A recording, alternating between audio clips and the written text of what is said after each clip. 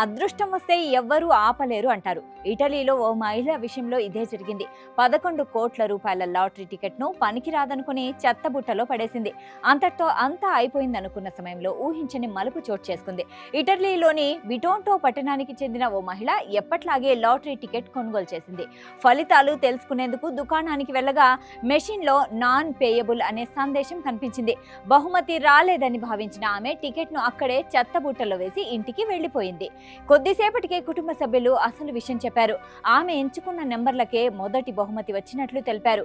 భారీ నగదు బహుమతి గెలుచుకున్నప్పుడు దుకాణంలో డబ్బు ఇవ్వలేమనే అర్థంతోనే నాన్ పేయబుల్ సందేశం వస్తుందని అప్పుడే ఆమెకు తెలిసింది. వెంటనే ఆ షాపుకు వెళ్లినా అప్పటికే చెత్తను తీసుకెళ్లే వాహనం అక్కడి నుంచి వెళ్లిపోయింది. దీంతో కుటుంబ సభ్యులు వ్యర్థాల నిర్వహణ సంస్థ SANB అధికారులను సంప్రదించారు. వారు ఏ వాహనం చెత్తను తీసుకెళ్లిందో గుర్తించి ప్రత్యేక కేంద్రానికి తరలించారు. ప్రమాదకర వ్యర్థాల మధ్య పారిశుద్ధ కార్మికులు రోజంతా చెత్తను జల్లెడ పట్టారు. ఎన్నో కాగితాలు, టికెట్లు వెతికినా తర్వాత చివరికి ఆ లాటరీ టికెట్ దొరికింది. అది కూడా చిరగకుండా ఉండడంతో అందరూ ఊపిరి పీల్చుకున్నారు. టికెట్ దొరికిందనుకుని ఫోన్లో చెప్పగానే ఆ మహిళ ఆనందంతో కన్నీళ్లు పెట్టుకున్నట్లు అధికారులు తెలిపారు. అయితే వెతకడం కోసం అయిన అదనపు ఖర్చును తానే భరిస్తానని ఆమె అంగీకార పత్రంపై సంతకం చేసింది.